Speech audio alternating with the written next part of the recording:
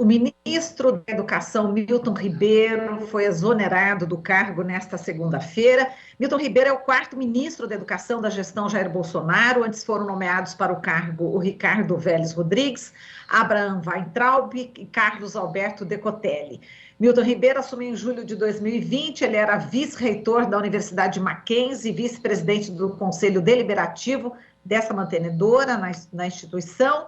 A saída acontece uma semana depois da divulgação de um áudio pela Folha de São Paulo, em que Ribeiro afirma que o governo federal prioriza a liberação de verbas a prefeituras ligadas a 2 pastores. De acordo com denúncias sem cargos, os líderes religiosos atuam em um pequeno esquema informal de liberação de verbas do MEC, lideram aí, portanto, um gabinete paralelo no MEC. Já tinha um gabinete paralelo na saúde e depois agora no MEC. E a gente vai repercutir essa saída do ministro da Educação com a Tânia Dornelas, ela que é assessora de advocacy da campanha nacional pelo direito à educação. Olá, Tânia, bom dia, seja bem-vinda. Bom dia, Marilu, bom dia a todos que nos escutam. Pois é, mais uma vez temos uma crise no Ministério da Educação. A verdade é que esse ministro nem precisava, nem poderia ter sido ministro, né? Como outros anteriores. Enfim, vamos conversar um pouquinho sobre isso. Vamos sim, Tânia. Bom, lembrando que o Milton Ribeiro foi exonerado após as suspeitas, né, de corrupção. É praticamente um balcão de negócios, né, que se transformou o MEC, né, Tânia? Aí teve propina, agora é um governo, né, onde o presidente sempre diz que não tem corrupção, né? Aí só que os prefeitos apontaram aí os pastores o Gilmar Santos e o Arilton Moura, que estavam priorizando a liberação aí de verba justamente para os gestores que eram ligados aí ao Bolsonaro e indicados também pelo Centrão. Agora, eu queria que você falasse sobre a gravidade, né, dessas denúncias envolvendo uma pasta como da educação, né, que pressupõe, por sua própria natureza, educar, né? Como é que você viu esse escândalo, mais um escândalo no Ministério da Educação? Então, eu acho que é importante a gente colocar também que a exoneração ela vem no dia em que o Estadão também divulga a doação de Bíblias com a foto do ministro e dos 2 pastores. Então, só isso já caracterizaria um crime, né, contra a administração pública. Então, é muito triste, e a gente, da Campanha Nacional pelo Direito à Educação, recebe a notícia com muita indignação, porque o Ministério da Educação é um ministério estratégico.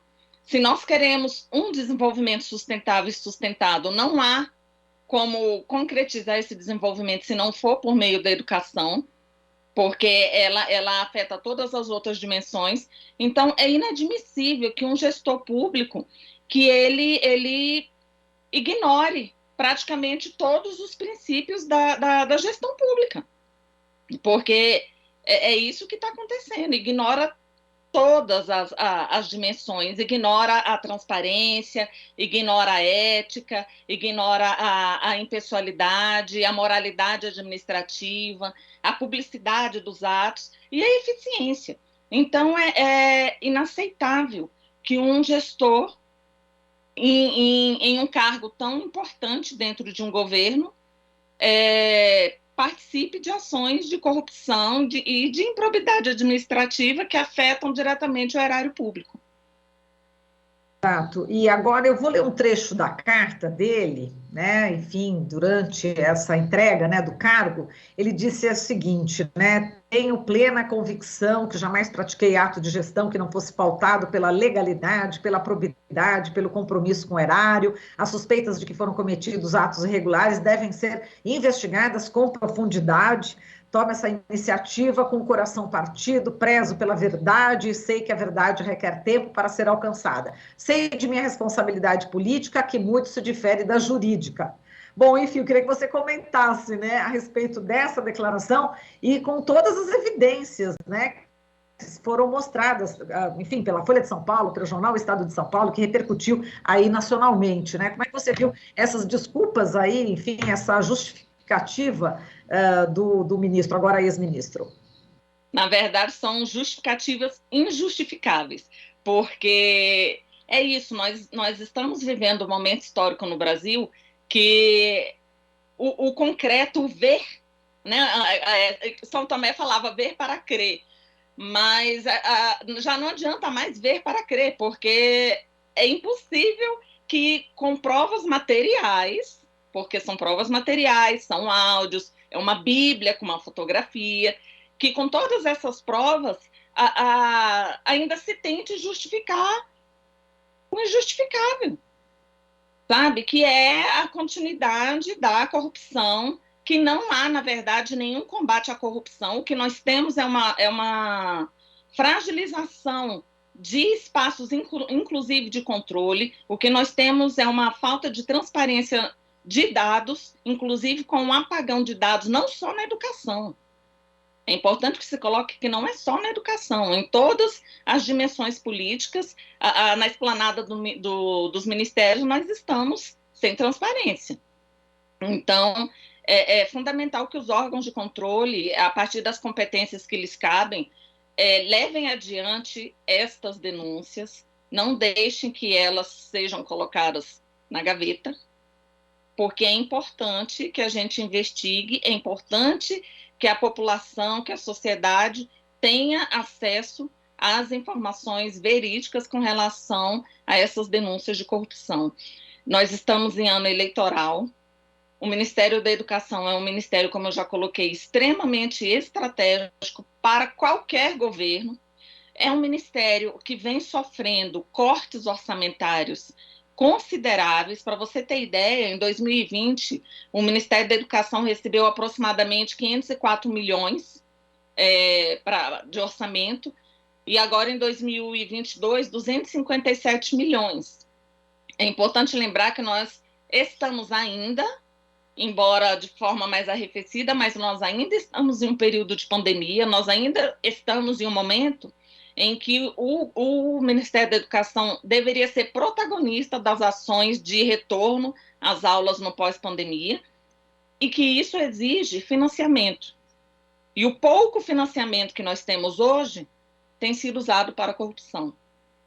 Então, sem contar que, no caso do ex-ministro, para além das denúncias de corrupção, nós também temos que ficar atentas a várias polêmicas em que ele esteve envolvido, por exemplo, com relação ao Enem, né? Que nós tivemos aí no Enem uma abstenção de 55%, que foi a maior da história. Nós tivemos, em novembro passado, 37 servidores que pediram exoneração. Isso é importante colocar, que pediram exoneração, funcionários de carreira, por conta de interferências do governo federal na formulação do Enem. Então, está em discussão um governo paralelo, está em discussão a falta de autonomia dos órgãos, autarquias e do próprio Ministério como um todo, e está em discussão as interferências do governo federal em um nível preocupante. Exato, fora aquelas falas polêmicas, né, Tânia, em relação às crianças com deficiência, ele diz que crianças, né, com grau de deficiência, que é impossível a convivência, e fala que, como é que ele falava? Que na sala de aula, né, essas crianças atrapalham o aprendizado das outras crianças, fora ainda a questão, outra fala que eu separei aqui para repercutir com você, peguei algumas pérolas, né, do Milton Ribeiro, ele disse o seguinte: você já está cansado de pegar, com todo o respeito que tem aos motoristas, profissão muito digna, mas eu tenho muito engenheiro, muito advogado dirigindo Uber, porque não consegue a locação devida. A universidade, na verdade, deveria ser para poucos, nesse sentido de ser útil à sociedade, né? E ainda tem uma outra fala aqui sobre a questão da homossexualidade, que é bem grave. Ele diz que acha que o adolescente, que muitas vezes opta por andar no caminho do homossexualismo, ainda coloca isso como doença, o ismo, né? Tem um contexto familiar muito próximo, basta fazer uma pesquisa, são famílias desajustadas algumas, falta atenção do pai, falta atenção da mãe, vejo um menino de 12, 13 anos optando por ser gay, nunca esteve com uma mulher de fato, com um homem de fato, e caminhar por aí. São questões de valores e princípios. Ora, essas falas, queria que você avaliasse, né? Quer dizer, um ministro da Educação, né? Que é o posto maior, né, do setor de educação no país, falar isso de deficientes, de pessoas que são deficientes, de pessoas, né, enfim, pela opção sexual, a questão da homossexualidade, falar que a universidade é para poucos, né? Como é que você vê, né, tudo isso? Quer dizer, é uma catástrofe, né? Esse setor de educação do governo Bolsonaro, né, Tânia? Não, é inadmissível, sabe? Assim, chega a ser surreal as coisas que nós precisamos ouvir de um gestor de cargo de alto escalão. Não deveríamos ouvir de ninguém. Mas ainda é mais grave quando isso vem de alguém que é autoridade maior naquela temática, que no caso é um ministro da Educação. E além, quando ele fala ainda das universidades, ele ainda coloca que fabricam drogas e cultivam maconha. Vai mais ou menos na mesma linha do Ricardo Vélez, que as universidades são a balbúrdia. Que bom que temos balbúrdia nesse país. A verdade é essa, que bom que as universidades continuem fazendo balbúrdia, porque é a partir dessa balbúrdia, desses diálogos, dessas reflexões que a gente avança e que a gente resiste e persiste nas lutas pelo direito pleno à educação para todos, a educação pública, uma educação laica, e é isso que é importante trazer também, porque a gente vê essa perspectiva religiosa dominando o Ministério da Educação, e isso é extremamente sério. Nós somos um país laico, é importante a gente resgatar isso. Independente das religiões, poderia ser qualquer uma. A religião é algo no âmbito particular, ela não pode extrapolar e vir para esse âmbito público e o âmbito político. Nós, na história, já descolamos isso há muito tempo, e agora nós estamos voltando a isso aqui no Brasil, né? Com relação à educação inclusiva, foram falas tão desrespeitosas com as pessoas com deficiência que gerou todo um movimento também, né, dessas pessoas, das associações, porque é simplesmente um absurdo. Quando ele coloca que criança com deficiência é de impossível convivência, sabe? São questões assim que beiram o inimaginável. Então, assim, todas essas polêmicas que o Ministério da Educação está envolvido nos últimos anos fragilizam, e isso eu acho que é o mais importante, principalmente nesse período de eleição. Essas denúncias, essas polêmicas, esse entra e sai de ministro, isso fragiliza e muitas vezes inviabiliza a implementação de uma verdadeira política pública de educação. Então, nós ferimos a nossa Constituição Federal, nós ferimos os Objetivos do Desenvolvimento Sustentável, que o Brasil é signatário, nós ferimos as recomendações da Revisão Periódica Universal relacionada aos direitos humanos no Brasil, que tratam da educação. Então, nós temos várias dimensões de descaso com relação aos marcos legais relacionados à educação brasileira e os marcos legais também relacionados a tratados e pactos internacionais que o país ratificou. Sem contar que nós estamos vivendo um momento extremamente sensível na educação, no pós-pandemia, que é a exclusão escolar. Nós temos milhares de crianças e adolescentes fora das escolas. Então, ao MEC não faltam problemas a serem resolvidos, não faltam desafios a serem enfrentados.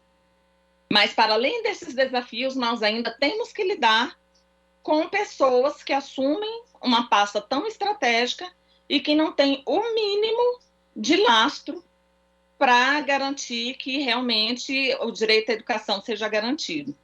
E é importante colocar que, sinceramente, eu não vejo muita mudança daqui para frente. O que nós temos? Nós vamos ter, quem vai assumir agora é o atual secretário executivo, que é o Victor Veiga, que era, né, o secretário executivo, que agora assume interinamente, mas que também não tem uma formação relacionada à educação. Tem uma formação boa, mas para outra área.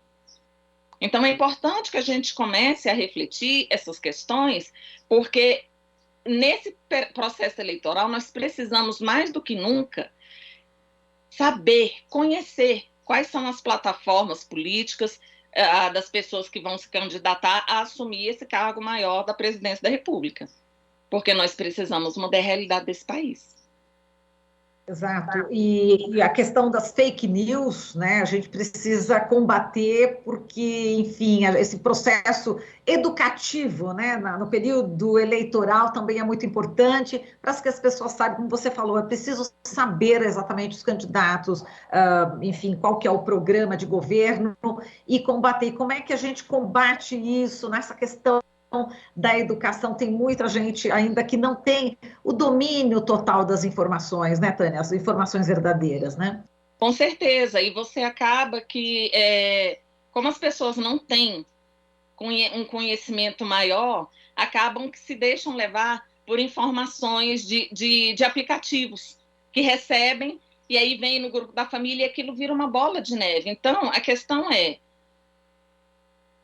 sabe, a primeira coisa é a pedagogia da pergunta. Será que isso é de verdade? Né? Será que isso é realmente verdade, isso que eu estou lendo? Questiona, procura. Hoje em dia todo mundo tem acesso à internet. Talvez não tenha um computador, mas tem o celular ali, ó. Joga no Google e pesquisa. Você vai encontrar informações importantes que te ajudam a refletir sobre a veracidade ou não das notícias que você recebe. Né? E é importante a gente colocar que o Brasil está hoje na posição 96 no índice de percepção de corrupção, que foi divulgado no final do ano passado pela Transparência Brasil. Então, nós precisamos avançar no combate à corrupção, mas avançar de forma efetiva, não no discurso, porque no discurso todos avançam. Agora, nós precisamos de ações. Tá certo, Tânia. A gente agradece aqui a sua participação. Muitíssimo obrigada e até uma próxima oportunidade.